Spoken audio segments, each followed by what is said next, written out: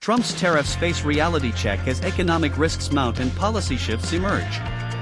After months of aggressive tariff impositions and escalating trade tensions, President Donald Trump is showing signs of retreat amid mounting economic concerns and warnings from major retailers.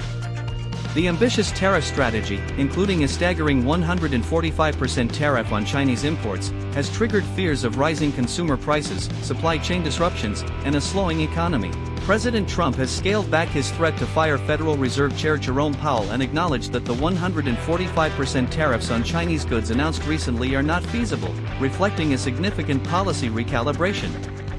Executives from major retailers such as Target and Walmart cautioned that the tariffs could lead to higher prices and shortages of imported goods, pressuring the administration to reconsider its hardline stance.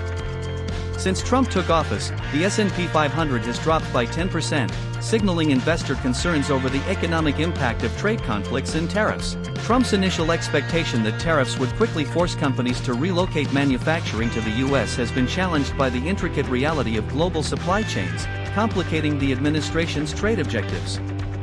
Research from institutions like the Wharton Budget Model projects that Trump's tariffs could reduce long-run U.S. GDP by about 6% and wages by 5%, with middle-income households facing lifetime losses averaging $22,000. While tariffs are expected to generate trillions in federal revenue over the next decade, this comes at the expense of reduced imports, diminished capital flows, and slower economic growth, outweighing the benefits of increased government receipts.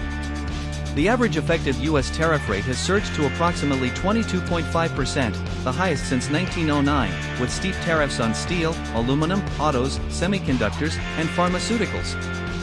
Countries including China, Canada, and the European Union have imposed retaliatory tariffs on U.S. exports totaling hundreds of billions of dollars, further dampening U.S. economic growth by about 1% combined with U.S.-imposed tariffs. Despite setbacks, White House officials argue that the aggressive tariff approach is a strategic move to compel 90 nations to renegotiate trade terms favorable to the U.S., emphasizing patience as concessions and reforms are expected to materialize over time.